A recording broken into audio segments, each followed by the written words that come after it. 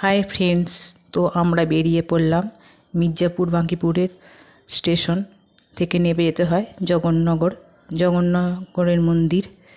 তো আমাদের ছোট অঙ্কুশ, আমি আর আমাদের দিদিভাই তিনজনে মিলে বেরিয়ে পড়লাম।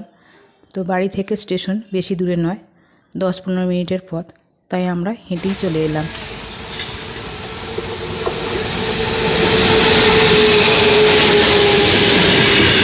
তো আমাদের স্টেশনটির নাম হলো বলরামবাটি স্টেশন। কিছুক্ষণ বসে রইলাম, তো ট্রেন এলো, ট্রেনে উঠে পড়লাম। তো একটা স্টেশন নেমে পড়লাম। তো স্টেশনে দেখো প্রচণ্ড ভিড় ছিল। তারপরে আবার চলে গেলাম মন্দিরে।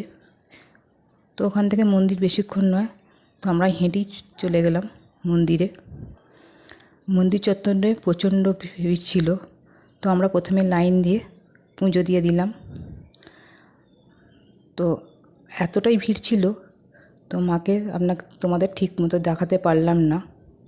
আর এই জায়গাটায় হোম হয়।